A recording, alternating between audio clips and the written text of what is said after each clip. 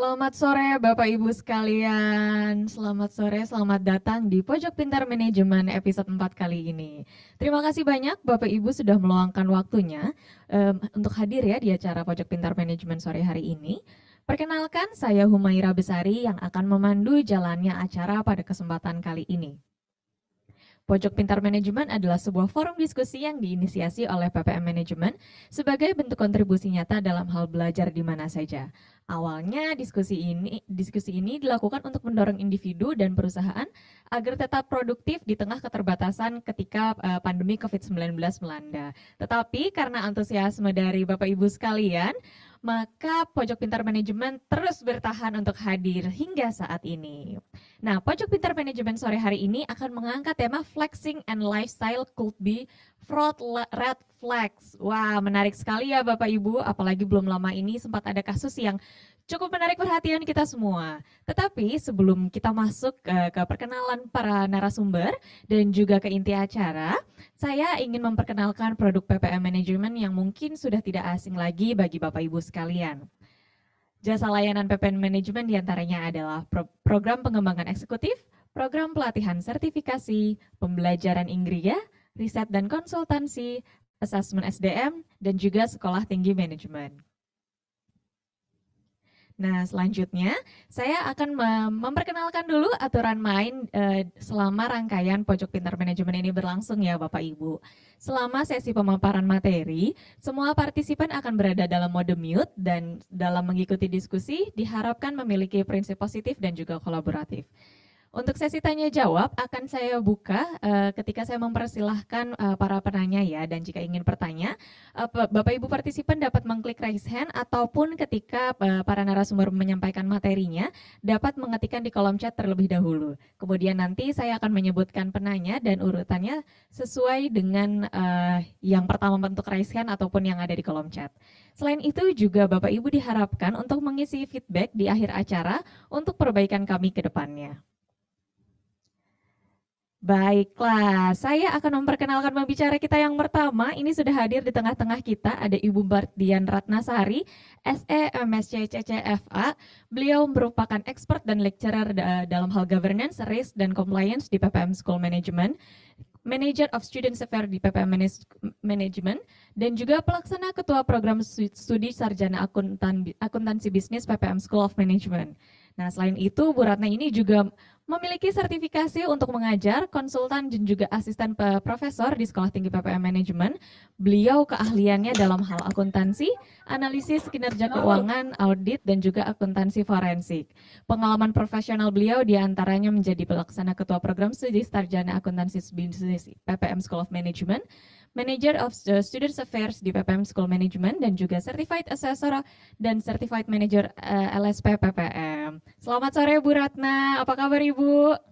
Selamat sore Sari, puji Tuhan baik sekali. Selamat sore Bapak Ibu, semoga dalam keadaan sehat selalu ya. Baik ya Bu ya, wah ini semoga sinyal kita lancar-lancar ya Bu, karena masih melalui Zoom, tapi semoga antusiasme dan semangatnya juga tetap terjaga hingga akhir acara.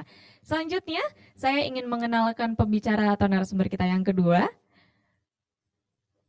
Beliau ini adalah Bapak Ronald. Ya, Bapak Ronald Nawing, SHMH CCFA. Beliau ahli untuk di bidang legal dan compliance counsel.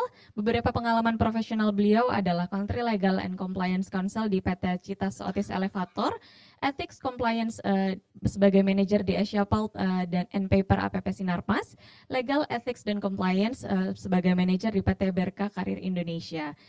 Sertifikasi beliau diantaranya adalah profesi advokat dari Pradi dan juga Certified Corporate Forensic Auditor National Professional Certification Board dari BNSP.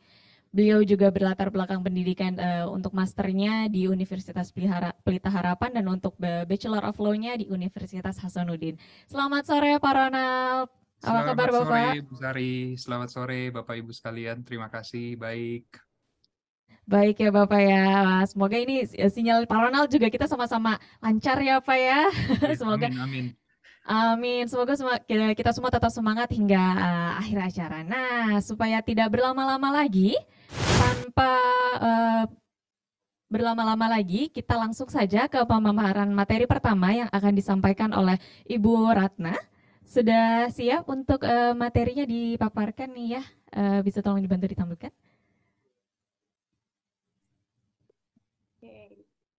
Oke, baik. Silakan Bu Ratna untuk layar dan waktu saya persilakan. Oke, terima kasih Sari. Selamat sore Bapak Ibu sekalian. Terima kasih nih buat kesempatannya untuk Bapak Ibu hadir gitu ya di diskusi sore hari ini gitu ya. Jadi ini diskusi ya Bapak Ibu ya. Jadi nanti Bapak Ibu juga bisa sharing nih gimana praktek di perusahaan Bapak Ibu sekalian gitu ya. Boleh masuk ke slide saya? Sudah.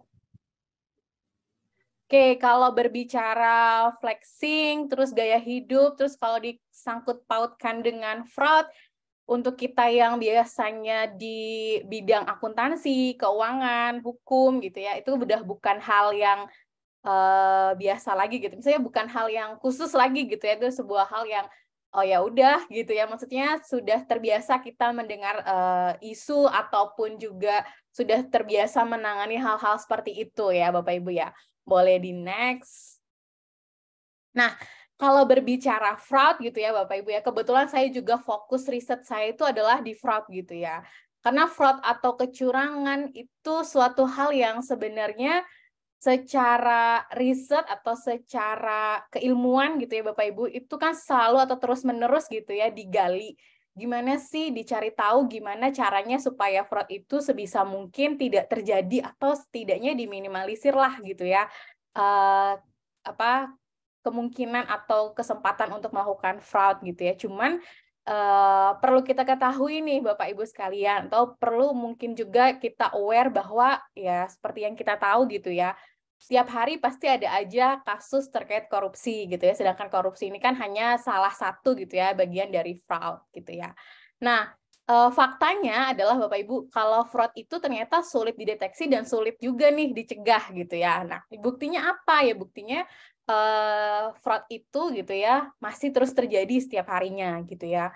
Kedua, fraud itu juga hampir setiap hari diberitakan gitu ya. Fraud juga setiap hari maksudnya kan sudah sering gitu ya fraud itu terjadi, korupsi itu sering banget terjadi. Tapi kenapa sih pencegahannya kok nggak bersifat aktif gitu ya? Atau mungkin kok pencegahannya nggak bisa menurunkan tingkat korupsi atau tingkat fraud itu sendiri gitu ya? Nah, ini adalah fakta Bapak Ibu bahwa si fraud ini juga sulit dideteksi dan sulit juga dicegah gitu ya. Karena rata-rata fraud dilakukan itu dalam jangka waktu kurang lebih dari 12 bulan gitu ya, dan pengungkapannya membutuhkan kurang lebih 12 bulan sampai dengan 24 bulan. Bayangkan ya, audit sudah dikeluarkan gitu ya, opini audit sudah diungkapkan gitu ya, tapi kok fraudnya tidak terdeteksi, tapi kok fraudnya baru terdeteksi atau baru diberitakan setelah 2-3 tahun bahkan sampai 5 tahun kemudian gitu ya. Kenapa sih bisa sampai terjadi seperti itu ya? Karena faktanya adalah fraud ini sangat sulit dideteksi dan sulit dicegah, karena biasanya fraud ini dilakukan oleh sekelompok orang, jadi nggak cuma satu orang aja gitu ya. Biasanya dilakukan oleh 2 atau lebih orang yang saling berkaitan. Nah, hal yang kedua, ternyata pendeteksian fraud itu lebih cenderung berfokus pada aspek keuangan, ya nggak? Banyak banget riset yang spesifik gitu ya, mencari tahu apa sih faktor-faktor keuangan yang bisa digunakan perusahaan gitu ya untuk mendeteksi fraud gitu ya. Padahal fraud ini kan tidak serta-merta sebuah perilaku yang dihasilkan pada saat itu saja ya, Bapak Ibu. Karena sebetulnya fraud ini adalah ya bisa terjadi karena ada dorongan dari aspek individunya sendiri gitu ya. Jadi bisa dibilang kalau misalnya sistem pengendaliannya bagus, secara korporat itu menciptakan iklim pekerjaan yang sudah positif gitu ya, tapi pribadinya adalah pribadi yang serakah, tidak jujur gitu ya, punya kepribadian atau punya sisi gelap kepribadian. Nah, itu beda lagi nih gitu ya. Jadi ternyata fraud ini tidak hanya seharusnya tidak hanya berfokus pada aspek keuangannya saja, tapi mulai bergeser untuk melihat pada aspek perilaku dari si individu pelaku itu gitu ya. Nah, karena memang sudah banyak sekali gitu ya analisis faktor keuangan gitu ya yang mencoba untuk bagaimana sih faktor-faktor keuangan ini tuh bisa mendeteksi fraud, tapi ternyata hasilnya masih sangat atau masih belum ditemukan satu model khusus gitu ya, atau suatu model efektif untuk mendeteksi fraud ini gitu ya. Bahkan penelitian saat ini lebih memperluas terkait dengan aspek perilaku individunya gitu ya. Kenapa sih individu ini bisa sampai melakukan fraud gitu ya?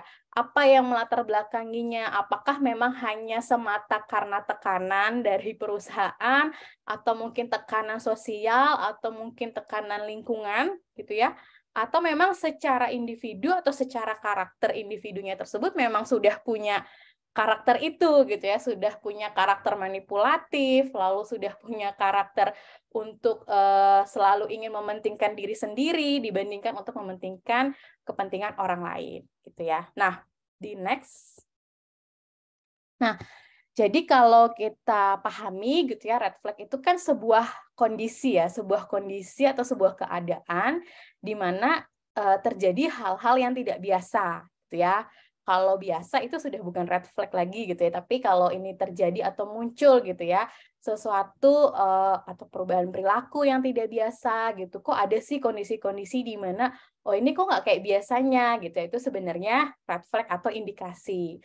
Namun red flag ini perlu dipahami Bapak Ibu bahwa kalau red flag ini bukan berarti 100% gitu ya, 100% pasti ada fraud. Nah, nggak begitu ya, tapi red flag ini adalah sebagai sinyal gitu ya, sinyal atau indikasi nih kira-kira ada perubahan, ini perubahannya itu perubahan yang biasa atau memang perubahan yang tidak biasa. Oh, ini kok tiba-tiba orang ini yang tadinya cheerful sekali, tiba-tiba menjadi sangat pendiam gitu ya, terus tiba-tiba kalau misalnya orang itu pelit banget, tapi sekarang kok jadi royal banget gitu ya. Nah, itu kan bisa menjadi red flag. Jadi bukan berarti perubahan perilaku seseorang itu menyatakan bahwa itu adalah red flag. Nggak juga ya Bapak Ibu. Kita juga sebagai analis atau kita pun sebagai auditor perlu mencermati mana yang betul-betul red flags, mana yang memang ada faktor lain yang mempengaruhi gitu. Jadi tidak serta-merta semuanya dinilai itu sebagai red flag gitu ya. Nah, kalau red flag terkait dengan kecurangan itu sendiri atau fraud itu sendiri sebenarnya kan ada banyak hal ya yang bisa dijadikan red flag. Misalnya pertama terkait anomali akuntansi, lalu adanya ketika kita mengobservasi gitu ya, adanya kelemahan pengendalian internal, misalnya nggak ada otorisasi berjenjang, lalu sering kali invoice hilang gitu ya, atau mungkin adanya anomali analitis. Nah, nomor 4 dan 5 ini nih memang mengarah pada yang tadi flexing sama gaya hidup. Misalnya terkait dengan gaya hidup yang berlebihan gitu ya. Terus perilaku yang tidak wajar serta informasi dan pengaduan. Nah, sebetulnya kalau gaya hidup berlebihan sama perilaku yang tidak wajar itu kan biasanya bisa kita temukan red flag-nya kalau kita misalnya lagi makan siang bareng gitu ya, atau kita lagi ngobrol-ngobrol santai gitu ya, atau memang kita punya kelompok teman sendiri gitu ya, yang sebetulnya bisa mendorong seseorang juga bergaya hidup berlebihan gitu ya. Misalnya saja, misalnya gaji cuma 5 juta, tapi kok dia dalam jangka waktu 1 tahun bisa beli mobilnya Fortuner ya gitu. Atau mungkin kayaknya baru kemarin deh jadi karyawan, baru 1 tahun kemarin deh jadi karyawan gitu ya, atau baru 1 bulan kemarin deh jadi manajer atau jadi direksi gitu ya, kok bisa sih beli mobil yang nilainya memang miliaran gitu ya, atau pakai tasnya miliaran. Nah, selain kita cek background memang mungkinkah yang bersangkutan misalnya baru dapat warisan gitu ya, atau mungkin memang punya job set yang lain di luar, nah itu bisa menjadi indikasi gitu ya, kenapa ya kok perubahannya begitu cepat gitu ya. Jadi nanti ini berkaitan dengan yang namanya disonansi kognitif Bapak Ibu, bahwa kita sebagai individu tuh biasanya menunjukkan gitu bahwa kita tuh dalam kondisi yang sedang panik, sedang ketakutan, bahwa kita sedang melakukan kesalahan gitu. Ada loh di secara psikologis itu menjelaskan perilaku kita tuh yang seperti itu. Nah, misal atau dengan perilaku yang nggak wajar gitu ya. Misalnya ya tadi biasanya pelit banget gitu ya, terus sekarang setiap hari traktir gitu ya, setiap akhir minggu liburan ke luar negeri misalnya seperti itu. Itu bisa menjadi indikasi dengan beberapa aspek background lain yang harus kita cek ya Bapak Ibu. Nah, sebenarnya terkait flexing ini gitu ya, boleh di next. Boleh di next dulu PPT-nya. Oke, nah terkait dengan fenomena flexing atau pamer gaya hidup mewah ini kan sebenarnya menimbulkan pro dan kontra ya Bapak Ibu. Di mana ya kalau flexing atau pamer gaya hidup kan memamerkan sesuatu yang secara pribadi ya secara mencolok gitu ya, memang sengaja gitu ya, memang untuk menunjukkan status sosial agar lebih dihargai atau lebih disanjung.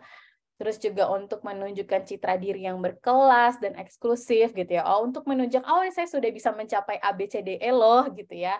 Atau cuma sekedar ya untuk mengapresiasi diri sendiri bahwa saya sudah bekerja keras, lalu saya bisa menghasilkan banyak hal, seperti itu.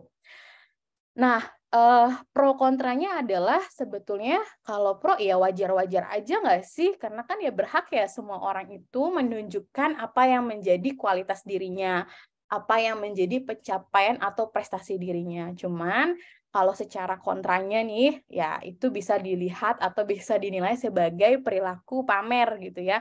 Karena tidak sesuai dengan norma atau etika sosial masyarakat gitu ya.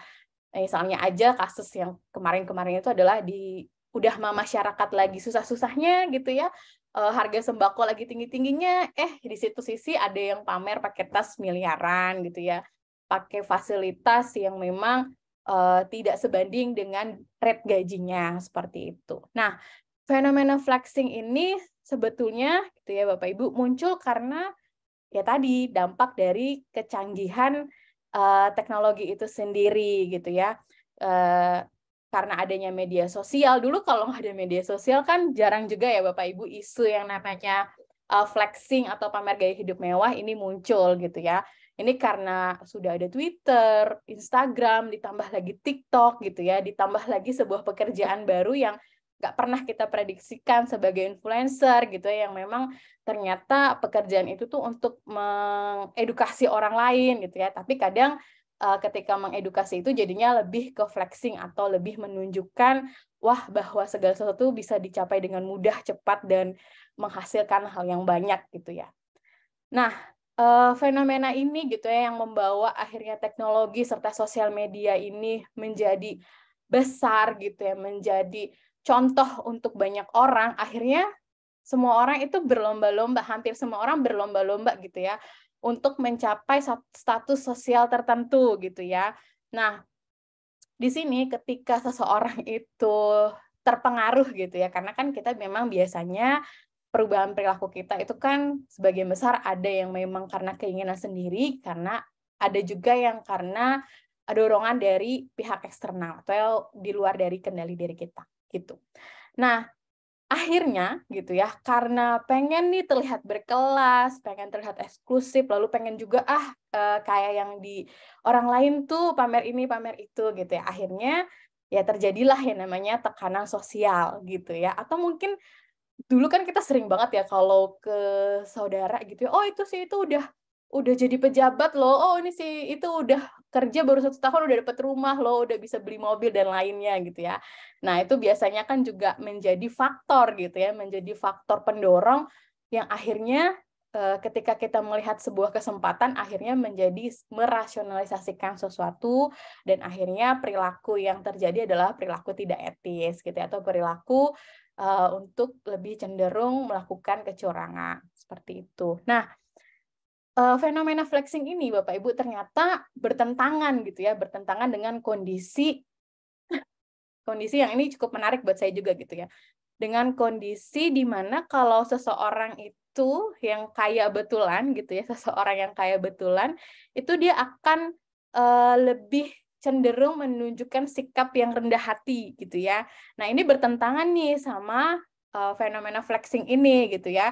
Kalau flexing kan berlomba-lomba ya nunjukin saldo di ATM berapa banyak, nunjukin berapa banyak jumlah mobil di garasi gitu ya, terus nunjukin berapa banyak properti yang dipunya gitu ya. Sedangkan ada hasil penelitian gitu ya di tahun 2022 membuktikan bahwa kalau orang yang benar-benar kaya itu mereka nggak perlu loh nunjukin itu semua gitu ya. Bahkan mereka cenderung untuk menutup privasi mereka gitu ya. Tidak menonjolkan atau tidak secara mencolok memamerkan atau menunjukkan kekayaan mereka. Nah, ini sebuah hasil riset yang oh iya ya, kalau misalnya diperhatikan gitu ya, oh ya betul juga fenomena ini gitu ya, betul juga penjelasan dan hasil riset ini bahwa ya terkadang orang yang kayak betulan tuh nggak perlu nunjukin itu gitu ya, bahkan berarti mungkin bisa kita pertimbangkan kalau misalnya flexingnya berlebihan, tadinya gaya hidup berlebihan, menunjukkan perubahan perilaku yang berlebihan, itu udah bisa menjadi sebuah indikasi gitu ya. Di balik bahwa secara psikologi memang kita sebagai individu itu ya tadi ya, seseorang yang berkepribadian narsis gitu ya, memang akan selalu mencoba menunjukkan siapa dirinya gitu ya. Seperti itu. Jadi memang kalau berbicara fraud itu nggak bisa Bapak Ibu kita hanya berbicara jumlah kerugiannya berapa gitu ya, siapa yang salah, lalu gimana ini harus memperbaikinya gitu ya. Tapi terlebih penting itu ya, nggak kalah pentingnya adalah bagaimana kita memperhatikan karakter atau kepribadian dari masing-masing individu tersebut gitu. Karena bisa saja dia berperilaku seperti itu karena kondisi atau memang karena secara kepribadian memang sudah punya karakter itu gitu ya, sudah punya kepribadian yang seperti itu. Gitu. Oke, boleh di next. Nah, ini saya mohon izin ya Bapak Ibu, ini memberikan contoh, sebetulnya saya juga mengambil dari Google gitu ya, dari berita-berita terkini gitu ya, bahwa inilah flexing yang pejabat pemerintahan lakukan gitu ya, yang ternyata setelah diperiksa jumlah kekayaannya itu tidak sebanding dengan jumlah gaji yang diterima, seperti itu. Karena memang tidak bisa ya tadi Bapak Ibu serta-merta kalau kita lihat, oh perubahannya signifikan, besar sekali. Ya kita kan nggak tahu kalau ternyata dia dapat warisan gitu ya, dapat warisan sekian ratus miliar atau sekian ratus triliun, kan kita tidak bisa seperti itu juga. Makanya pada saat menetapkan bapak-bapak ini sekalian gitu ya menjadi tersangka, KPK juga mengecek background dulu gitu ya, cek kekayaannya itu berasal dari mana saja. Jika memang itu berasal dari hal yang tidak biasa, maka ditetapkan menjadi tersangka gitu. Nah, ini sebetulnya kalau para pejabatnya ini kan sebenarnya diam-diam aja ya, Bapak Ibu sekalian. Sebenarnya perilakunya mah santai aja gitu ya, sederhana gitu ya mungkin. Nah, tapi ternyata aktor lain nih yang memamerkan atau berperilaku flexing gitu ya. Misal anaknya, istrinya gitu ya. Siapa sih gitu kan? Biasanya kan memang di belakang lelaki hebat itu ada wanita kuat gitu ya. Ada wanita yang selalu mendorong untuk lelakinya menjadi selalu hebat gitu ya. Nah, hanya ketika lelakinya sudah hebat inilah gitu ya, istri kan sebagai apresiasi gitu. Wah, suami saya sudah jadi pejabat, suami saya sudah punya banyak uang, bolehlah saya mengapresiasi gitu, wah kan saya udah menemani sampai sesukses ini gitu ya. Namun ternyata itu menjadi kekeliruan ya, jadi sebuah perilaku keliru yang ternyata menyita atau menjadi perhatian masyarakat luas. Kok bisa sih gitu ya, gaji segitu bisa punya tas 1 miliar gitu ya. Kok bisa sih setiap minggu jalan ke luar negeri gitu ya, kok bisa sih setiap bulan belanjanya, wah pakaiannya bukan yang murah nih gitu ya. Nah, ini dampak dari ya tadi mungkin kurang edukasi juga gitu ya, atau mungkin memang tadi ya flexing itu kan lebih ingin menunjukkan gitu ya eksistensi dirinya, terus harga dirinya, citra dirinya gitu ya. Atau mungkin juga untuk menarik lawan jenis gitu ya. Karena kan kalau misalnya mau dapat suami kaya, saya pura-pura kaya lah gitu ya. Biar suami saya bisa juga dapat suami kaya gitu ya. Nah, jadi sebenarnya kita sendiri sebagai pribadi juga perlu melihat nih sejauh mana sih gitu ya kita bisa menunjukkan citra diri kita gitu ya. Kadang kan ini juga jadi perdebatan ya. Kalau itu jadi personal branding gimana? Ini kan secara marketing boleh loh gitu ya. Ya betul, sebetulnya kan flexing ini juga nggak dilakukan hanya oleh para anggota keluarga pejabat ya Bapak Ibu sekalian. Selain sebelum kasus ini kan juga sudah ada kasus influencer gitu ya, yang memang menunjukkan gaya hidup mewah karena hasil berinvestasi gitu ya. Nah, itu kan trik marketingnya ternyata jalan gitu ya. Ternyata orang berlomba-lomba berinvestasi supaya bisa punya gaya hidup yang sama gitu ya. Supaya punya kekayaan yang ditunjukkan sama si promotor ini gitu ya, yang mempromosikan ini gitu. Jadi ya perlu kita sebagai pribadi juga perlu melihat gitu ya, perlu melihat itu. Oke, nah bahayanya, Bapak Ibu sekalian, bahayanya gitu ya, bahayanya dari perilaku flexing ini gitu ya. Perilaku flexing ini adalah terkait dengan krisis, mudah fraud atau kecurangannya menimbulkan krisis keuangan gitu ya. Ini ditambah lagi gitu ya, ditambah lagi dengan krisis reputasi. Ingat nggak Bapak Ibu ketika kasusnya Pak Rafael Alun ini gitu ya, pertama kali muncul gitu ya, otomatis wah kita sebagai rakyat, wah ngapain bayar pajak gitu, udahlah besok nggak mau bayar pajak lagi gitu ya, orang dipakai buat kayak gitu kok gitu ya, ngapain bayar pajak, wah parah nih pegawai pajak nih, langsung ngeledek-ngeledek kayak gitu kan. Nah ternyata krisis yang ditimbulkan gitu ya dari perilaku flexing ini adalah krisis reputasi Bapak Ibu. Nah, reputasi itu bukan masalah reputasi diri sendiri gitu ya, tapi reputasi organisasi gitu ya. Jadi nggak cuma krisis keuangan nih yang dialami sama perusahaan, tapi juga krisis reputasi. Nah, ya kalau seperti ini juga para investor bisa hilang gitu ya. Tingkat kepercayaannya juga menghilang. Udahlah, ngapain sih gitu ya. Kita juga kemarin sebagai masyarakat gitu, saya sendiri sebagai masyarakat juga langsung, aduh gitu ya. Waduh kok bisa seperti ini gitu ya. Sedangkan saya mati-matian kerja pagi sampai malam, terus dipotong gajinya buat pajak gitu ya. Wah, sama pegawai pajak ternyata disalahgunakan seperti itu gitu. Jujur memang akan mengikis sedikit kepercayaan para masyarakat gitu. Jadi memang dampaknya cukup besar ya Bapak Ibu, nggak cuma dari aspek keuangan, tapi secara reputasi juga ini sangat merusak reputasi institusi gitu. Oke, boleh di next. Nah, kalau dari risetnya CFA Global gitu ya, report dari 2022, di sini tuh menunjukkan bahwa ternyata red flag secara behavior itu terlihat dari gaya hidup Bapak Ibu gitu ya. Dari gaya hidup, dan biasanya gitu ya, dia hidup melebihi dari batas kemampuannya.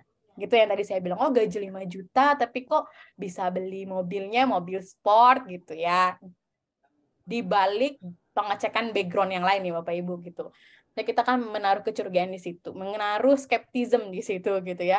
Kenapa ya kok bisa sih dengan uang 5 juta gitu? Jangan-jangan atau mungkin dengan gaji 5 juta dia ngekos gitu ya di apartemen yang sewa per bulannya 10 juta. Nah, itu masuk akal nggak ya kira-kira seperti itu? Dan kebanyakan nih Bapak Ibu dari hasil risetnya CV ini, lembaga ini, bahwa setiap orang pelaku fraud itu biasanya menunjukkan loh sikapnya atau menunjukkan perilakunya bahwa itu dia sebagai pelaku gitu. Biasanya seperti itu. Dan tanpa disadari gitu ya. Karena itu sebenarnya secara psikologi ada penjelasannya bahwa ketika ada yang namanya disonansi kognitif gitu Bapak Ibu. Jadi ada hal yang memang secara tidak kita sadari ternyata kita menunjukkan perilaku itu gitu.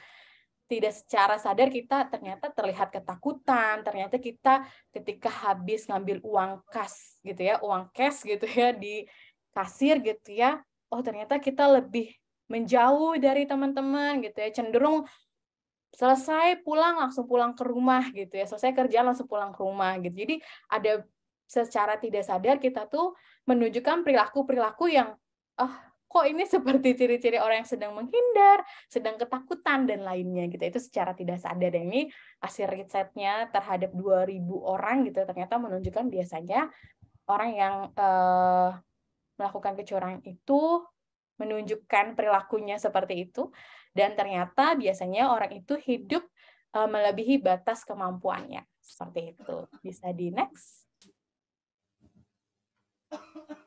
Nah, menariknya nih Bapak Ibu ya, menariknya. Kalau misalnya secara gender gitu ya, secara gender itu gimana sih perilakunya gitu ya, perilakunya terhadap refleks ini gitu ya. Ya ternyata kalau perempuan itu ya biasa ya Bapak Ibu, kan kalau perempuan dari ujung kepala sampai ujung kaki sekuku-kukunya gitu ya. Ya rambutnya setiap hari harus di salon, di blow gitu ya, harus pakai make up yang nggak bikin iritasi muka gitu ya, nggak cocok sedikit langsung ganti. Selain itu belum lagi perawatannya supaya suaminya nggak kemana-mana, mukanya harus tetap kencang, putih, licin gitu ya. Nah ya berarti gaya hidupnya cukup wah sekali gitu ya. Dan biasanya, nah di sini terlihat bahwa kalau perempuan itu menunjukkannya lewat gaya hidupnya. atau mungkin lewat dari kesulitan ekonominya, atau mungkin ada faktor lain gitu ya, divorce atau masalah keluarga dan lainnya. Jadi kurang lebih ini behavior dari si foster gender perempuan ini adalah seperti ini nih. Kira-kira ini yang menyebabkan atau yang menjadi red flag gitu ya. Nah, kalau dari laki-laki gitu ya, apa sih red flag-nya, bisa kelihatan dari mana sih gitu ya? Misalnya nih punya kedekatan tersendiri gitu ya dengan customer ataupun dengan vendor gitu ya. Jadi memang terlihat dari hubungan yang istimewa. Istimewa itu dalam arti ya bukan berarti apa-apa gitu ya, tapi istimewa itu dekat, sering berkomunikasi, sering ketemu gitu ya. Nah, atau mungkin bisa juga dari bullying atau intimidasi gitu ya. Jadi beda nih ya kalau dilihat dari aspek perempuan dengan laki-laki itu biasanya red flag-nya kalau perempuan terlihat dari gaya hidupnya. Betul ya, dari ujung kepala sampai dengan yang ditenteng. Entah itu dompetnya kah, handphonenya, atau mungkin tasnya gitu ya. Kalau perempuan kan memang yang ditunjukkan tuh tasnya gitu ya. Semakin kulit buaya asli, semakin bahagialah rasanya bisa memamerkan tas dengan kulit buaya yang asli gitu ya. Seperti itu. Oke, bisa di next. Nah, melihat gitu ya secara lebih mendalam gitu ya. Kira-kira apa sih yang sebenarnya jadi faktor secara internal maupun eksternal. Nah, kalau dari faktor internal itu ada aspek moral, aspek perilaku, dan aspek sosial. Nah, kalau aspek sosial kan terlihat jelas ya Bapak Ibu. Bagaimana kita berteman, lingkungan kita, pergaulan kita seperti apa gitu ya. Kalau misalnya kita berteman dengan yang memang secara ekonominya di atas gitu ya. Oh, setiap hari ganti tas, setiap minggu liburan gitu ya. Bu Ratna, izin waktunya sebentar lagi akan Oh, habis ya Bu ya. oke, Iya. oke. Oke, baik. Oke, kita cepat saja berarti. Nah, aspek sosial kan terlihat dari pergaulan dan pertemanan ya Bapak Ibu. Jadi, secara tidak sadar ya ketika kita punya lingkungan yang mendukung kita untuk seperti itu ya otomatis akan terbawa juga gitu ya secara tidak langsung dan secara tidak sadar. Sedangkan untuk aspek perilaku gitu ya, pola hidup yang konsumtif, udah gajian gitu ya. 11.00 gajian, 11.01 udah nunggu gajian untuk bulan selanjutnya itu ya. Pola hidup yang konsumtif, hedon gitu ya, tidak produktif, gemar berhutang gitu ya. Nah, sebenarnya ini juga relate dengan fintech saat ini ya Bapak Ibu. Pernah juga tuh saya ngalamin gitu ya di teror, tolong dibayar hutangnya, kasih tahu tuh temennya yang ini. Wah, gitu ya, gemar berhutang ada apakah gitu sehingga itu bisa mendorong seseorang akhirnya melakukan kecurangan di organisasi karena ya tadi saya dikejar-kejar, debt collector dan lainnya, banyak hutang tidak terbayar dan lainnya seperti itu. Nah, kalau aspek moral itu lebih kepada bagaimana kita mempunyai value gitu ya. Apa sih value yang kita punya? Apakah kita menjunjung tinggi kejujuran, integritas, apakah cukup kuat iman kalau memang udah habis gajiannya, udahlah nanti Tuhan pelihara gitu ya. Burung dan pohon saja dipelihara gitu ya sampai hidup, apalagi kita sebagai manusia gitu. Apakah sekuat itu gitu ya percaya bahwa Tuhan akan mencukupi atau memang aduh nggak bisa kalau cuma nunggu gitu ya. Berarti udahlah pakai aja dulu uangnya ada seperti itu. Oke. Nah, kalau dari aspek eksternal gitu ya, tadi ada aspek organisasi gitu ya. Misalnya organisasinya toksik nih atau organisasinya nggak cukup mensupport prestasi karyawannya, lalu atau dari aspek ekonomi tadi ya nggak bisa mencukupi kehidupan sehari-hari atau mungkin kalau yang para pejabat tadi kan bukan tidak bisa memenuhi kebutuhan sehari-hari ya, tapi ingin lebih memperkaya gitu ya, lebih banyak. Karena kalau misalnya uang cuma tinggal 100 juta di ATM gitu ya, dia sudah panik, sudah gelisah gitu ya. Nah, atau mungkin secara aspek hukumnya lemah, aturannya diskriminatif, tebang pilih gitu ya, atau mungkin aturannya multitafsir dan kontradiktif seperti itu. Oke, boleh next. Nah, lalu gimana nih respon organisasi gitu ya? Bagaimana organisasi harus merespon hal seperti itu? Oke, pertama mungkin bisa cek background ya, Bapak Ibu, cek background calon karyawan atau mungkin karyawan yang saat ini sudah existing dan lakukan tes kepribadian. Karena memang secara psikologi seorang individu itu punya sisi gelap loh Bapak Ibu, punya sisi gelap, betul, sisi gelap. Narsis itu merupakan salah satu komponen sisi gelap seorang individu gitu. Terus ada juga psikopat. Lalu ada juga Machiavelli gitu ya. Nah, itu 3 karakter dari sisi gelap seorang atau seseorang atau kepribadian individu gitu. Karena coba deh dicek pengecekan background kriminal sebelumnya ada nggak ya di organisasi sebelumnya. Terus coba deh cek tes kepribadiannya terkait kecenderungan dia untuk berperilaku tidak etis. Ada nggak ya? Seperti itu. Lalu kedua, coba deh lebih menyadari perubahan perilaku karyawan yang tidak biasa. Misalnya tadi, kalau misalnya, oh ternyata sudah ada orang-orang yang diteleponin nih sama debt collector gitu ya. Oh kenapa ya dengan orang ini? Nah itu coba dicari tahu kenapa ya sikapnya atau perilakunya menunjukkan sebuah perubahan yang cukup signifikan. Terakhir, yang bisa organisasi lakukan adalah menciptakan iklim kerja yang positif. Tadi ya, kiranya organisasi bisa membuat sebuah standar yang tidak multitafsir, yang tidak kontradiktif, punya sebuah penghargaan gitu ya, kejelasan organisasi, lalu kejelasan karir bagi karyawannya, lalu juga adanya dukungan serta kepemimpinan yang cukup baik dan efektif supaya sama-sama gitu ya bisa membangun organisasi atau perusahaan seperti itu. Jadi itu yang bisa saya sampaikan gitu ya. Harapannya dengan 3 respon organisasi atau perusahaan ini, tingkat kecurangan itu bisa dimitigasi gitu. Jadi kurang lebih itu aja dari saya. Terima kasih. Saya kembalikan ke Sari. Terima kasih banyak Bu Ratna atas materinya. Wah menarik sekali ya Bapak Ibu, apalagi tadi dilengkapi dengan contoh-contoh aktual dan masih menjadi hangat perbincangan gitu ya. Tapi disimpan untuk antusiasme bertanyanya Bapak Ibu, karena kita akan lanjut ke pemaparan materi kedua oleh Bapak Ronald Nawing. Pak Ronald, apakah sudah siap Pak Ronald? Oke, siap. Terima kasih Bu Sari.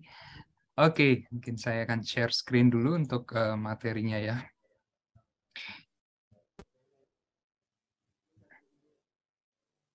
Oke, apa sudah terlihat dengan jelas?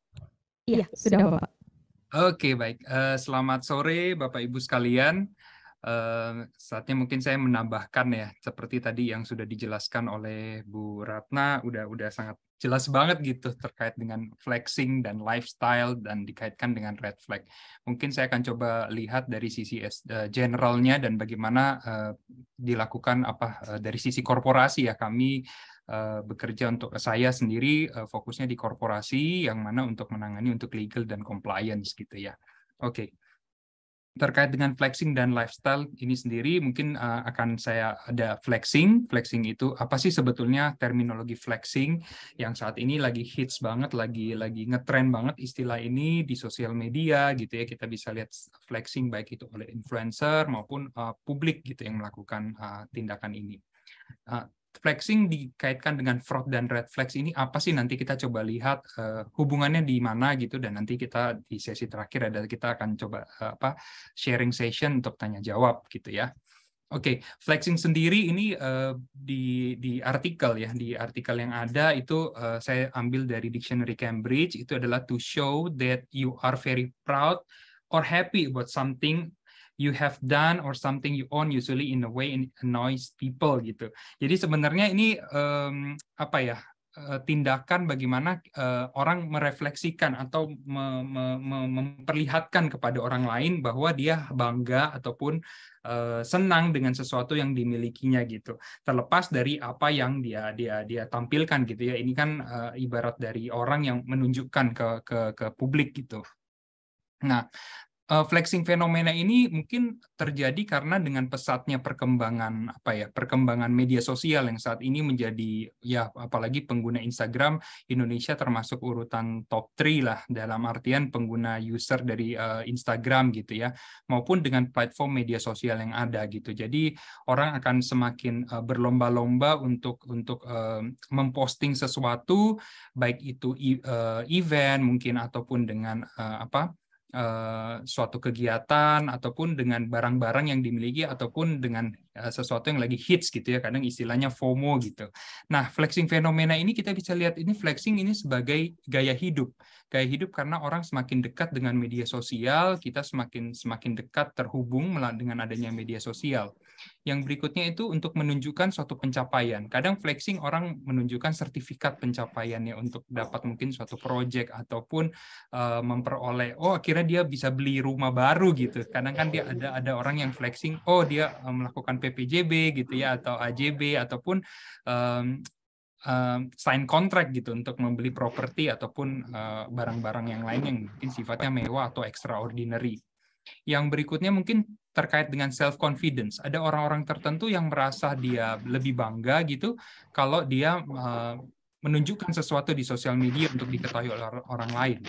Yang berikutnya itu mungkin pride, adalah suatu kebanggaan diri sendiri yang mungkin atas pencapaian yang dicapai gitu ya. Nah, berikutnya apakah flexing ini sebetulnya buruk apa baik sih gitu kan? Kadang kita bertanya apakah flexing ini baik atau buruk gitu. Jadi kalau saya berpendapat sendiri, flexing ini belum tentu adalah sesuatu hal yang buruk gitu kan, dan tidak selamanya flexing ini dikaitkan dengan sesuatu hal yang negatif. Nah, karena flexing ini dapat juga menjadi suatu hal yang positif pada saat seseorang ini ingin memamerkan suatu prestasi ataupun memperlihatkan hasil suatu pencapaian, ya sah-sah aja gitu ya, karena dia ingin menunjukkan kepada mungkin teman-teman yang ada di circle Instagramnya ataupun di sosial medianya, di Twitter mungkin atau Facebook terkait dengan hasil usaha kerja keras selama ini. Nggak ada yang salah tentunya gitu ya. Nah, kalau dikaitkan dengan fraud, nah nanti kita akan lihat nih kalau flexing dan fraud ini seperti apa. Kalau fraud sendiri ini adalah suatu tindakan ya intentionally dilakukan dengan sengaja, dilakukan oleh para pelakunya yang melawan hukum untuk mendapatkan untuk mendapatkan keuntungan secara pribadi gitu ya.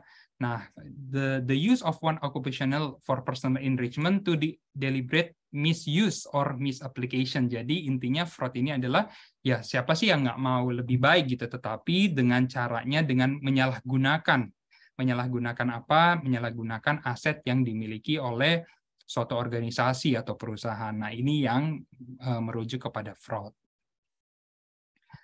Selanjutnya kalau kita lihat fraud triangle sendiri, ya ini mungkin secara general ya, kalau kita berbicara fraud triangle, kita semua udah tahu fraud itu pemicunya 3 gitu ya. Ada opportunity, ada pressure, dan rationalizations gitu. Jadi kejadian fraud yang terjadi di perusahaan ataupun di luar gitu terjadi karena 3 hal ini. Kalau kita lihat opportunity itu apa sih? Sebenarnya adalah opportunity, ada kesempatan yang dilakukan oleh si pelaku karena kurangnya atau lemahnya internal control yang ada di sebuah perusahaan. Yang berikutnya pressure ini adalah bisa jadi apa aja yang mungkin suatu deadline yang tidak realistis gitu ya, ataupun suatu pencapaian harus mencapai suatu goals ataupun tujuan yang sebenarnya mungkin tidak realistis. Jadi mungkin kamu harus achieve suatu target gitu ya, karena tidak realistik ini makanya pelaku ini melakukan mungkin upaya fraud seperti mungkin jadinya memanipulasi sesuatu gitu ya, itu karena pressure. Nah, yang terakhir rationalization. Nah, ini yang rasionalisasi adalah rasionalisasi yang digunakan oleh pelaku untuk oh iya kan saya udah kerja dari pagi sampai malam, boleh dong saya ngambil dikit-dikit uang perusahaan. Nah, ini rasionalisasi untuk membenarkan gitu ya tindakan salah yang dilakukan. Nah, kalau kita berbicara red flag, apa sih red flag ini? Nah, red flag ini adalah suatu keadaan yang tidak alami ataupun tidak semestinya gitu, yang dari kegiatan sehari-hari. Ini merupakan suatu signal yang mungkin sesuatu hal ini tidak lumrah terjadi gitu dan butuh investigasi lebih lanjut. Nah, kalau kita kaitkan antara flexing, red flag indikator ini ya ini red flag indikatornya ini ada beberapa nih. Ada perubahan gaya hidup. Nah, perubahan gaya hidup itu seperti mungkin, wah tiba-tiba bisa beli mobil mewah gitu ya, perhiasan, beli rumah dengan pakaian yang branded, yang luxury brand gitu, yang harganya mungkin puluhan juta sampai ratusan juta gitu. Significant personal debt, jadi ini terkait juga yang tadi disampaikan oleh Bu Ratna terkait dengan terjerat dengan utang gitu ya, dengan masalah kredit, sehingga yang bersangkutan tidak sanggup untuk membiayai, sehingga dia harus melakukan upaya-upaya yang ataupun terdorong untuk melakukan upaya-upaya yang mungkin mengarah ke pelanggaran. Perubahan perilaku, terus high employee turnover kalau kita di perusahaan, kalau ada di suatu bagian tertentu mungkin ya kalau kita bisa melihat kok ini turnover untuk suatu bagian ini cukup tinggi gitu. Nah, ini sebenarnya red flag juga bagi perusahaan untuk bisa lebih tahu ya.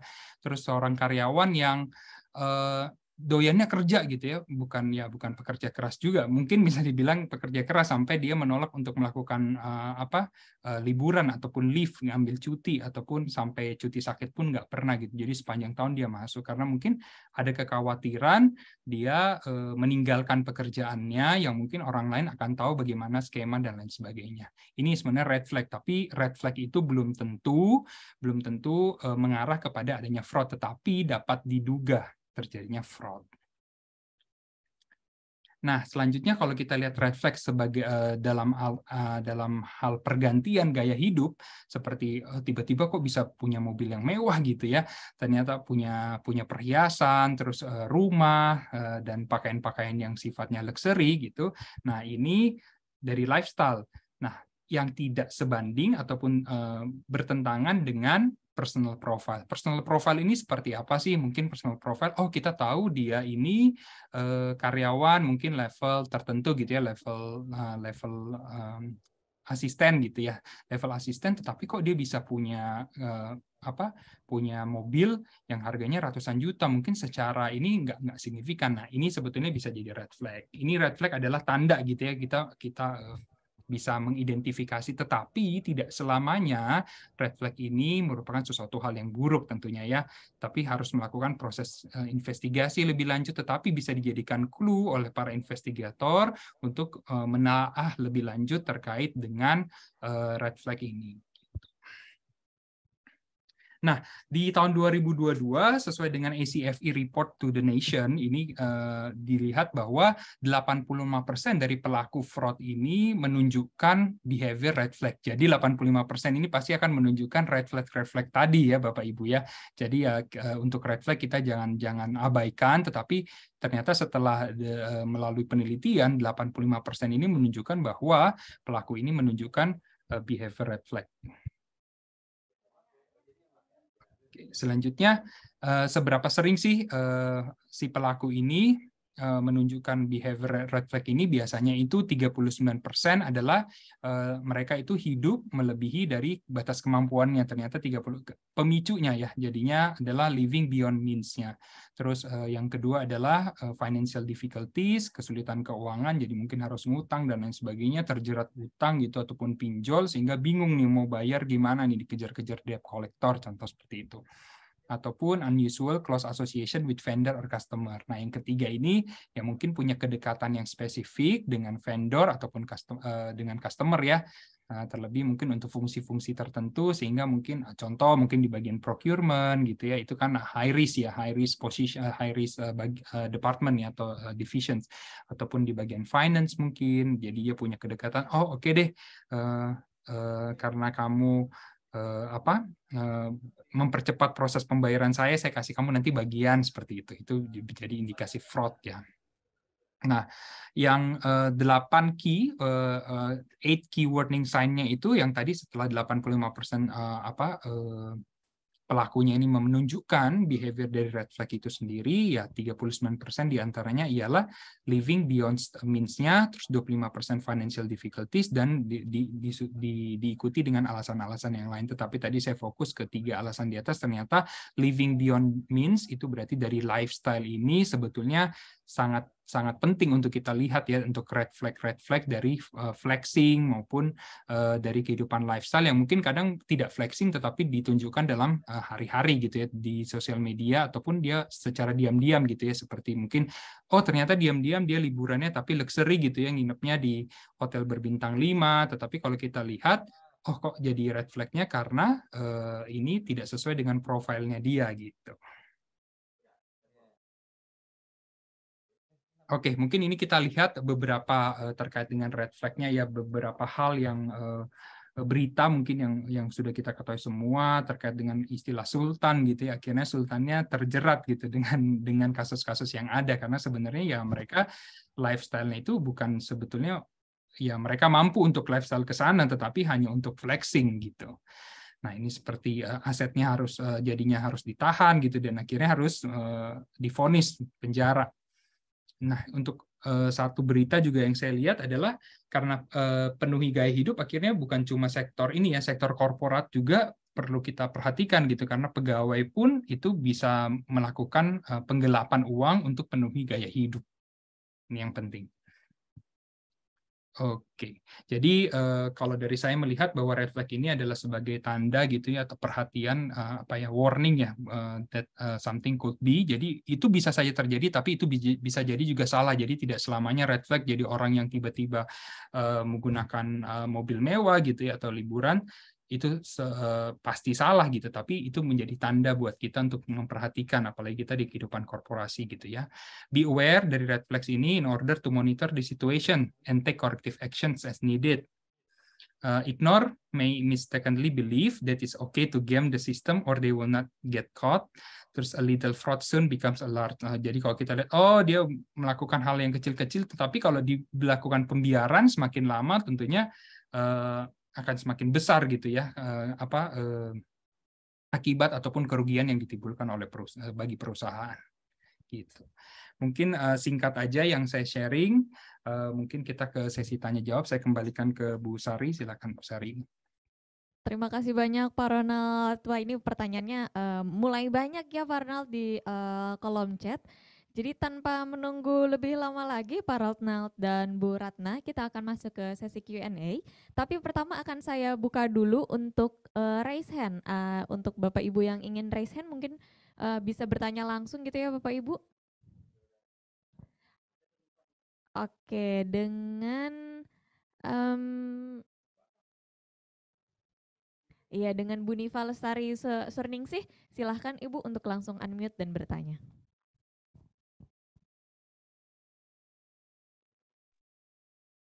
Baik, terima kasih sebelumnya. Bismillahirrahmanirrahim. Assalamualaikum warahmatullahi wabarakatuh. Waalaikumsalam. Terima kasih sebelumnya Bapak atas materinya sangat luar biasa ya. Ada 3 poin yang ingin saya tanyakan, yaitu yang pertama, bagaimana cara kita bisa menghadapi dampak flexing dan bagaimana cara mencegahnya. Kemudian yang kedua adalah apa dampak dari fraud triangle. Kemudian bagaimana cara kita mengatasinya, dan yang ketiga adalah bagaimana cara kita menghindari pinjol dan mengatur finance sehingga tidak kolaps gitu. Kan kebanyakan zaman milenial dan Gen Z ya yang banyak terjerat pinjol gitu kan. Jadi bagaimana cara mengatasinya juga. Seperti itu, terima kasih. Terima kasih juga Bu Nifa. Nah mungkin pertama bisa dari Bu Ratna dulu ya Pak Ronald ya. Kita ke Bu Ratna, silakan Bu Ratna. Ya, silakan. Oke, terima kasih Mbak atas pertanyaan banyak juga ya, diborong kayaknya nih. Tadi gimana cara mengatasi flexing gitu ya? Mungkin kita sebagai pribadi kita harus banyak bisa melakukan atau lebih bisa memahami diri sendiri dulu gitu ya. Apakah memang flexing itu suatu hal yang gimana? Kita kan bisa ngambil arah ya, flexing yang memang untuk lebih mengapresiasi diri sendiri atas pencapaian kita, atau memang dilakukan sengaja untuk bikin orang lain tuh sirik gitu ya, untuk manas-manasin orang lain. Karena kan tadi dilihat ya, flexing ini ada yang positif, ada yang negatif juga. Lalu gimana supaya kita bisa bikin rules bahwa flexing yang kita lakukan itu tidak lebih pada untuk mengapresiasi setiap penghargaan kita. Ya berarti ketika kita mau posting sesuatu, ya kita, ya kalau saya gitu ya, saya juga melakukan gitu ya, wah kalau saya habis dapat hibah ya saya bilang ya thanks God, sebuah hal yang tidak ada dalam wishlist tapi Tuhan boleh sediakan. Nah kayak gitu. Memang arahnya kan akan berbeda ya untuk kita bilang say thank you untuk apa yang kita dapat dengan sesuatu yang arahnya memang ya sengaja aja cuma buat manas-manasin orang gitu ya, dikit-dikit upload seperti itu. Itu kita secara pribadi bisa kok membedakan itu gitu ya.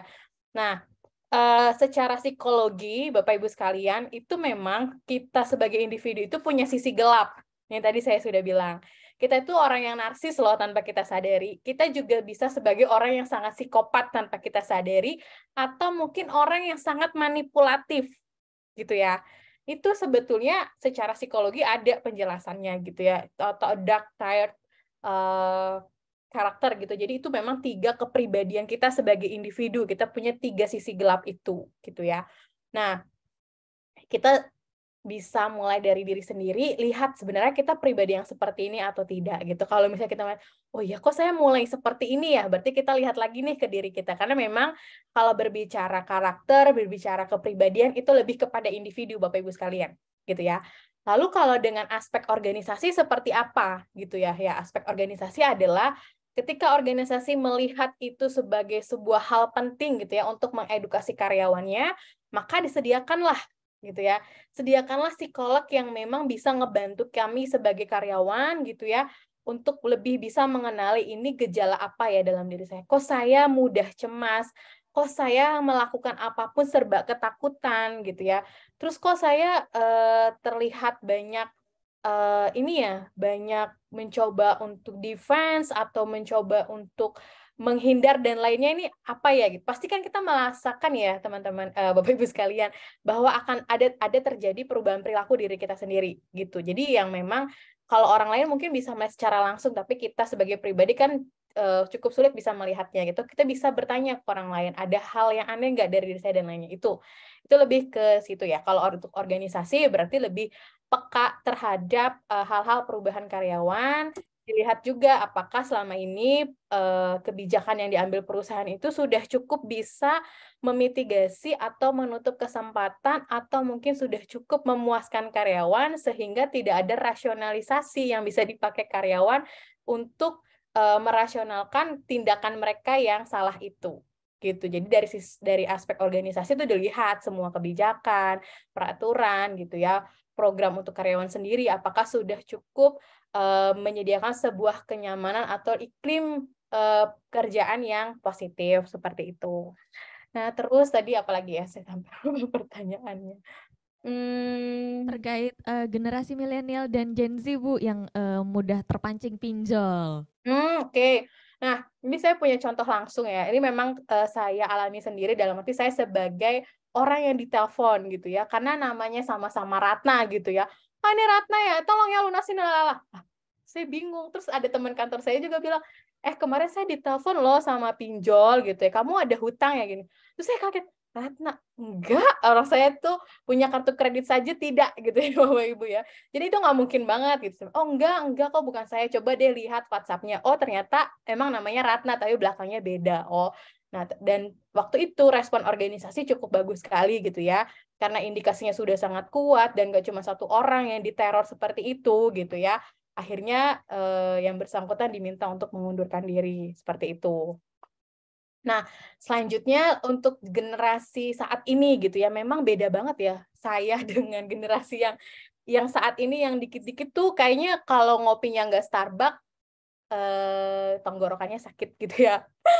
Nah, memang itu lebih kepada pendidikan gitu ya, lebih kepada bagaimana kita sebagai mungkin orang tua dan institusi pendidikan itu bisa membekali atau mengedukasi mereka.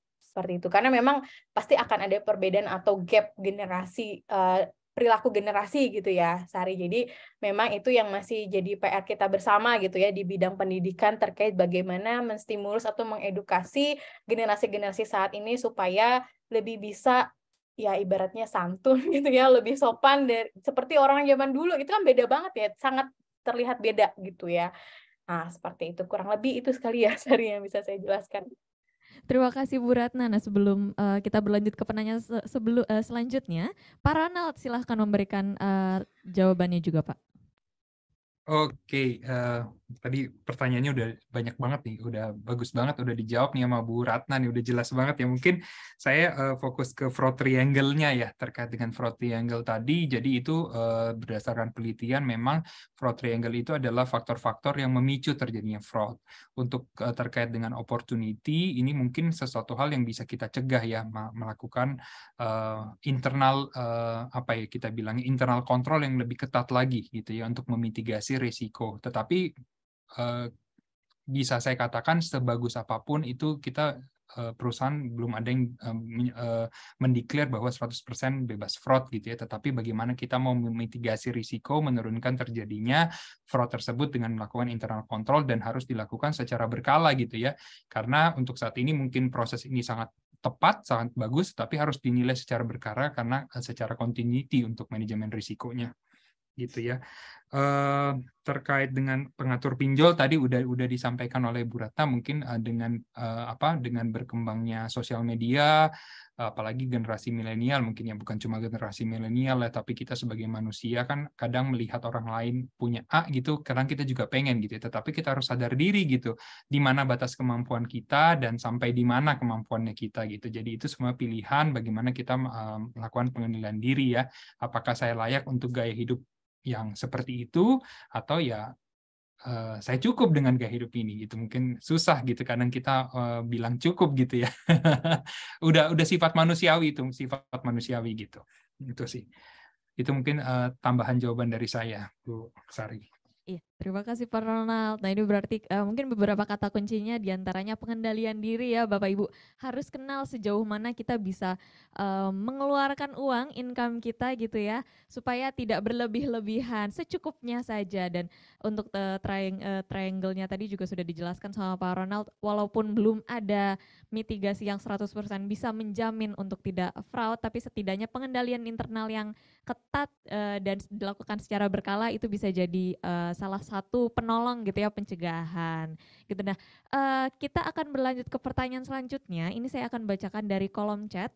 Ini berkaitan nih Bapak Ibu dengan pertanyaan sebelumnya gitu ya, tapi mungkin lebih spesifik terkait dengan mitigasi resiko timbulnya fraud akibat flexing karyawan gitu. Kalau tadi kan berkaitan dengan perilaku atau sifat yang kembali lagi ke pengendalian diri dan juga kepribadiannya, tapi ini lebih ke bagaimana mitigasi resiko yang dapat dilakukan oleh perusahaan.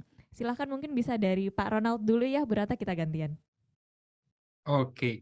Bagaimana perusahaan yang melakukan mitigasinya? Mungkin kalau kita bisa untuk proses kayak kita sebutnya mungkin hiring proses pada saat proses rekrutmen ya, mungkin ada beberapa perusahaan, jadi kita bisa membagi untuk kiranya posisi-posisi tertentu yang rawan, kita bisa sebutnya high risk positions, high risk department atau division gitu ya, kita bisa lakukan background check. Background check-nya itu banyak hal gitu ya, apakah background check dari sisi sosial media gitu, ataupun berita-berita yang ada, apakah yang bersangkutan pernah terlibat gitu ya dalam kasus-kasus terkait dengan fraud gitu. Terkait dengan flexing apa tidak, karena tadi yang saya jelaskan di awal, karena flexing itu tidak selamanya itu bermaksud buruk gitu ya, akan berakhir dengan buruk, tetapi kita harus menelaah apakah ada korelasi antara flexing dengan tidak sebandingnya ataupun menyimpangnya dari profil dari si kandidat ini gitu. Mungkin untuk yang existing yang saat ini terkait pengendalian resikonya, mungkin karyawan yang ada saat ini ya nggak ada salahnya orang bersosial media mau menampilkan sesuatu, tetapi yang kita harus jaga adalah apakah yang ditampilkan ini sesuatu hal yang tidak berlebihan, yang mungkin menyimpang daripada profil dari karyawan ini gitu. Kalau sudah ada yang menyimpang gitu, nah mungkin ini sebagai udah siap-siap ya, dalam artian udah dalam daftar ini kali ya, daftar watchlist ya untuk kita lihat apakah posisi yang bersangkutan, apakah dengan posisi dia, apakah dengan flexingnya ini udah sejalan, dalam artian tidak ada hal-hal yang menyimpang gitu ya. Karena bisa jadi yang bersangkutan mungkin secara posisi di kantor bisa jadi mungkin bukan level yang mungkin C-level gitu ya, ataupun senior management, tapi mungkin dia berlatar belakang dari keluarga yang berada mungkin, jadi kerja cuma hobi atau ngisi waktu luang gitu, jadi nggak selamanya flexing itu kita berakhir dengan buruk gitu sih. Baik, terima kasih Pak Ronald. Selanjutnya Bu Ratna, silakan. Oke, mungkin ini menjawab juga tadi ada pertanyaan gitu ya. Apakah semua karyawan harus kita awasi gitu ya, harus kita cek gitu ya? Oke, tadi sebetulnya sudah dibantu dijawab sama Pak Ronald gitu ya. Kan pasti ada priority gitu ya. Ada juga yang beresiko rendah, ada juga yang beresiko tinggi. Nah, posisi-posisi yang beresiko tinggi inilah mungkin yang bisa diawasi lebih dulu gitu ya. Karena kan si pengambil keputusan, si yang punya akses gitu ya. Karena kalau kita lihat ya Bapak Ibu sekalian, dan terbukti gitu ya, faktanya adalah si pelaku fraud ini punya kapabilitas, dia punya akses, dia punya kekuasaan gitu. Jadi sebenarnya dia bukan untuk memenuhi kebutuhan atau kekurangannya, tapi dia memang ingin memperkaya gitu. Jadi yang bisa kita lakukan di level mana dulu ya, mungkin di level yang resikonya lebih tinggi gitu ya Bapak Ibu sekalian, yang bisa kita lakukan. Karena gini, kalau kan nggak pernah ya kita ya paling konyol gitu ya Bapak Ibu, paling konyol fraud itu adalah nenek-nenek nyuri singkong. Iya kan? Itu yang paling konyol masuk ke berita gitu kan, nyuri singkong gitu ya. Sedangkan ya itu nggak material gitu loh. Untuk hutan lagi, untuk 1.000 hektar tanaman singkong, cuman diambil misalnya 3-5 singkong, kan nggak material nilainya, gitu ya. Nah, dibandingkan dengan yang memang secara kapabilitas gitu ya, ini untuk menunjukkan yang high resiko dengan yang low gitu ya, yang resikonya sangat rendah gitu sebenarnya.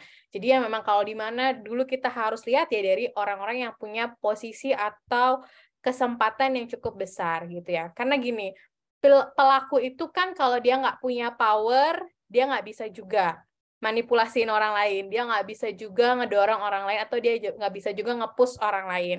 Seperti itu. Jadi memang ya orang-orang di posisi yang cukup strategis gitu di atas gitu ya, yang bisa mempengaruhi keputusan. Sedangkan karyawan level bawah kan sebenarnya instruction ya, hanya mengikuti instruksi seperti itu. Namun ya ketika instruksinya adalah rugi dibuat laba, ya itu juga salah, keliru kalau sampai diikuti seperti itu. Padahal dia bisa menjadi seorang whistleblower gitu ya. Nah, kalau ya betul, flexing itu kan nggak bisa mau dilihat dari sisi negatifnya. Oke lah, kita anggap melihat dari sisi negatifnya. Gimana memitigasi resikonya? Tadi pertama ya dilihat dulu yang punya resiko tingginya itu siapa. Lalu kedua, mitigasi resikonya diedukasi lah bahwa ya boleh melakukan atau menunjukkan pencapaian diri gitu ya, tapi dengan batas. Ya, kita semua kan tahu ya norma sosial gitu ya. Indonesia itu kan kental sekali dengan norma gitu ya. Nah, kita cuma organisasi bisa mengedukasi terkait norma-norma sosial tadi itu. Gitu. Nah, selanjutnya apa tadi ya? Saya sudah lupa. Pertanyaannya terkait itu saja Bu untuk Oh kali ya, ini. oke, Iya. udah. Oke, terima kasih banyak Bu Ratna dan Pak Ronald atas jawabannya. Jadi yang bisa dilakukan perusahaan dan karyawan gitu ya, pertama dari perusahaannya setidaknya harus punya guideline yang jelas itu ya, kalau untuk risiko-risiko pekerjaan yang memang sekiranya punya akses, Bapak Ibu dilakukan pemetaan gitu untuk posisi atau level jabatannya yang berisiko tinggi siapa saja, maka itu dalam pengawasan yang lebih ketat gitu. Tapi bukan berarti perusahaan juga lepas tangan untuk posisi atau level jabatan yang lain, hanya skala prioritasnya saja yang dibedakan. Selanjutnya juga perlunya mungkin ada perlindungan juga ya Bu Ratna dan Pak Ronald kalau untuk karyawan yang ingin melakukan whistleblow seperti itu, supaya nanti mungkin karena merasa sebagai bawahan tidak punya kuasa tapi ini yang dilakukan salah gitu harus diikuti. Nah, sebagai perusahaan juga sebaiknya kan perlu menyiapkan gitu ya mitigasi perlindungan bagi karyawan yang memang merasa oh ini kayaknya tidak baik untuk dilakukan, sehingga karyawan tersebut juga berani untuk melakukan whistleblow. Seperti itu ya Bu Ratna dan juga Pak Ronald. Baik, kita berlanjut ke pertanyaan selanjutnya. Selanjutnya ini karena berkaitan tadi dengan penjelasan Bu Ratna dan juga Pak Ronald, kalau flexing itu tidak selamanya buruk atau ada sisi baiknya. Nah, bagaimana cara flexing yang tepat agar tidak menimbulkan kekeliruan gitu Bapak Ibu? Mungkin dari Bu Ratna duluan kali ya, ini sepertinya semangat ya Bu Ratna ya. Enggak, karena kan memang secara real saya juga mengalami itu, dalam arti saya melihat sekeliling saya tuh ada yang berperilaku seperti itu.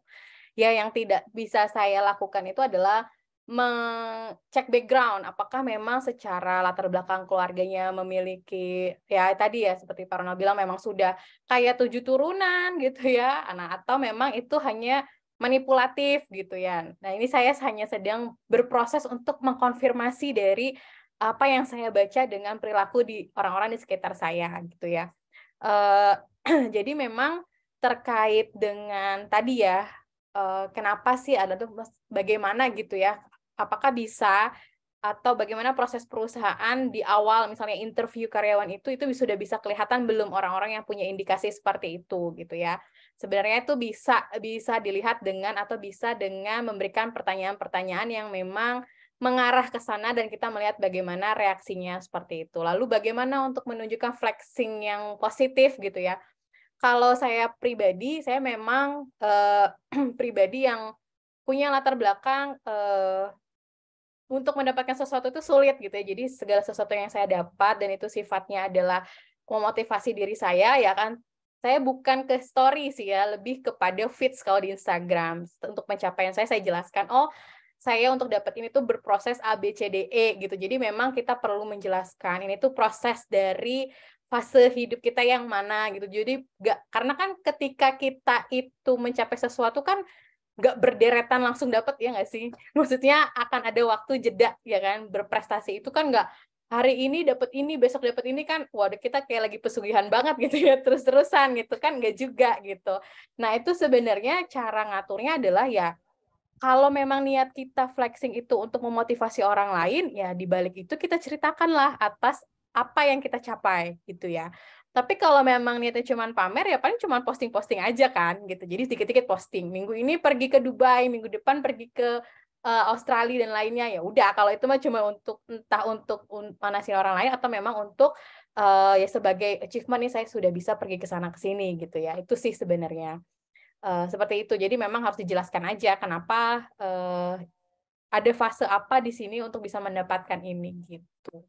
Itu Sebelum sih kalau dari saya. menimbulkan kecurigaan gitu ya Bu, ditanya-tanya udah jelasin duluan ya Bu. Ya. Oke baik, kalau Pak Ronald mungkin ada tanggapan Bapak menambahkan? Oke, untuk batasan ya, kalau dari saya sih mungkin batasan dalam artian wajar. Wajar ini kan sifatnya subjektif ya, sebatas apa kewajaran gitu ya. Jadi apakah wajar untuk memposting ini, dan yang kedua apakah ada akan memberikan manfaat nggak buat orang lain. Kalau saya sebagai pelaku flexing ataupun saya ingin memposting sesuatu itu sih mungkin.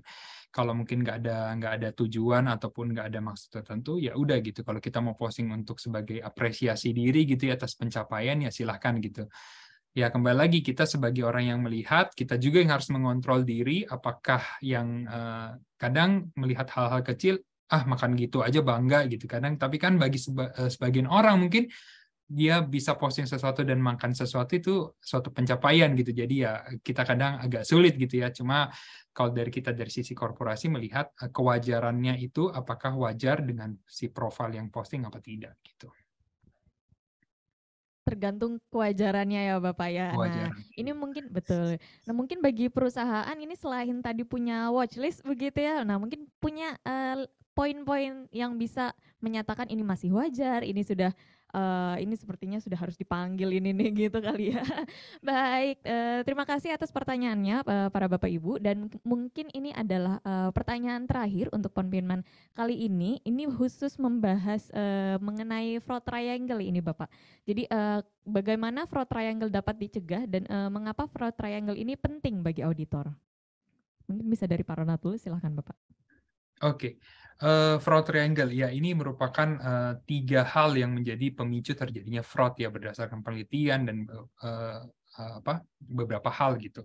Cuma kalau kita lihat apakah fraud triangle ini bisa dihapuskan, mungkin bahkan ada nanti bukan triangle lagi, mungkin square ataupun dari segi-segi yang lain ya yang bisa memicu terjadinya fraud.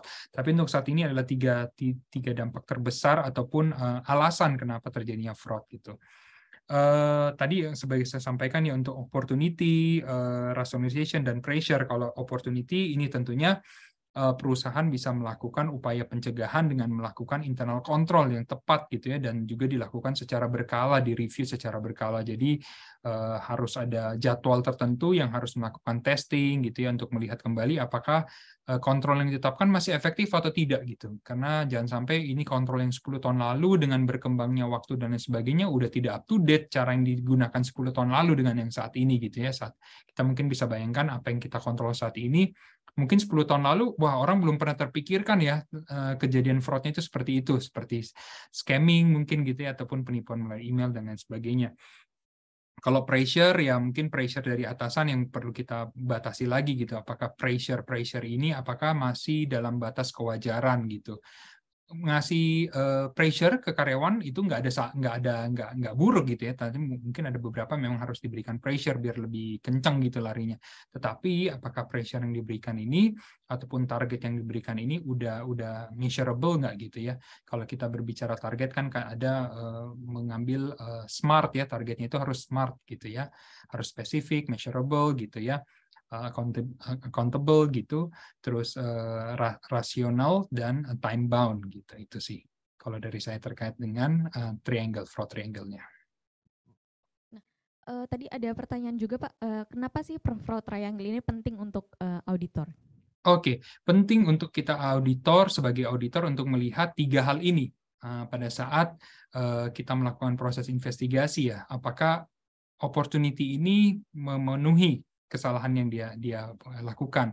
Apakah dari sisi pressure, apakah ada pressure dengan terkaitnya fraud ini. Jadi fraud triangle ini dijadikan dasar juga kita sebagai auditor untuk melihat 3 hal ini dalam melakukan investigasi ataupun pencarian fakta atas suatu kejahatan yang dilaporkan.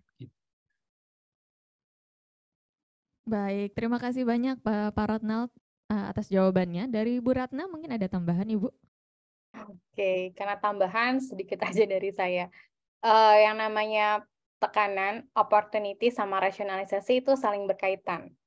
Ya, jadi memenuhi aspek itu semua gitu ya. Kenapa dia bisa merasionalisasikan sesuatu atau merasionalisasikan tindakannya? Ya karena saya merasa di pressure.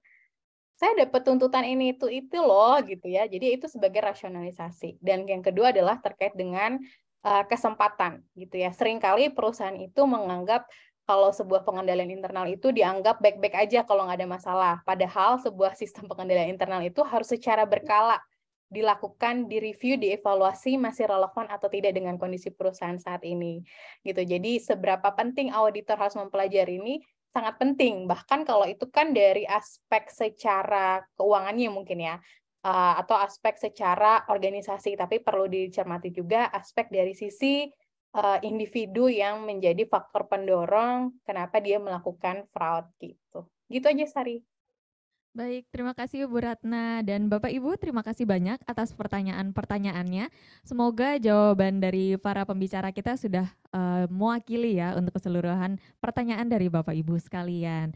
Nah, Bu Ratna dan Pak Ronald mungkin bisa memberikan closing statement sekaligus kita menutup untuk sesi Q&A ini.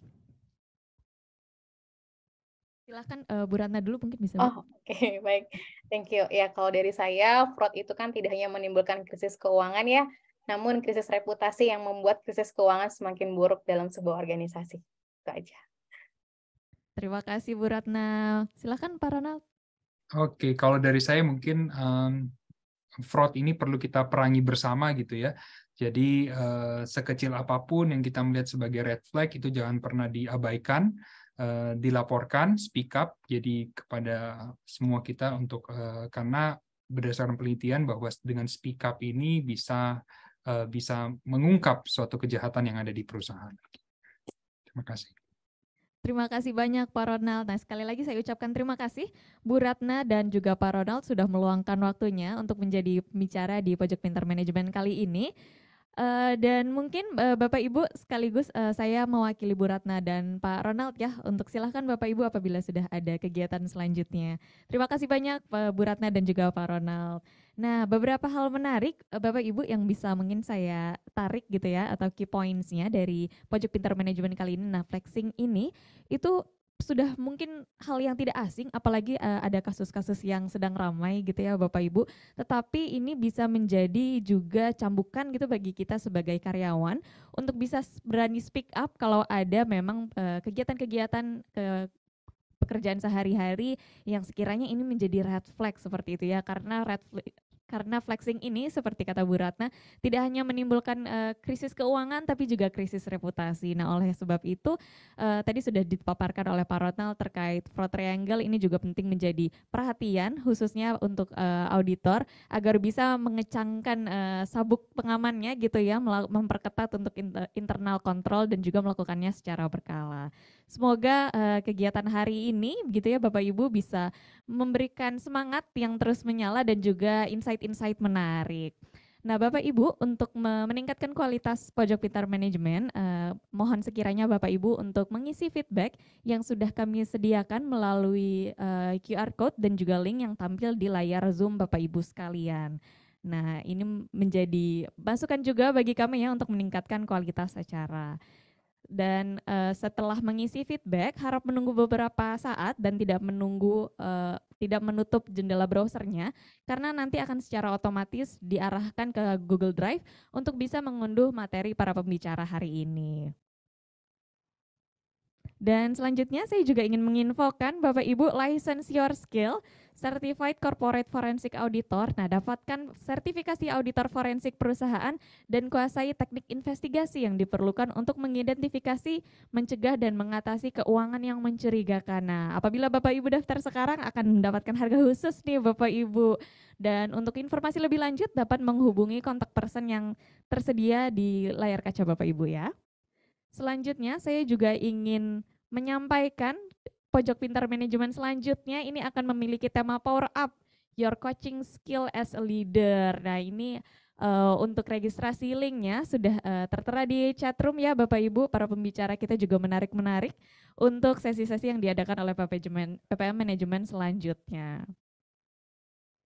Bapak Ibu, tidak terasa sudah kurang lebih 2 jam acara ini berlangsung gitu ya. Sebelum kita berpisah, Bapak Ibu kalau ingin untuk join PPM Community tadi sudah ada ya di layar kaca Bapak Ibu, dan jangan lupa untuk follow sosial media PPM Manajemen, ada Instagram, Facebook, YouTube, dan juga LinkedIn. Boleh juga Bapak Ibu untuk mengintip gitu ya, melihat ke website kami di ppm-management.ac.id. Baik, Bapak Ibu sekalian, tidak terasa kurang lebih sudah hampir 2 jam Pojok Pintar Manajemen sore hari ini berlangsung.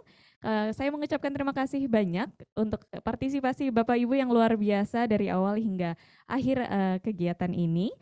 Dan mohon maaf apabila ada kesalahan. Saya Humaira Besari mewakili seluruh kerabat tim yang bertugas di sore hari ini pamit undur diri. Selamat sore dan sampai jumpa. Salam sehat untuk kita semua.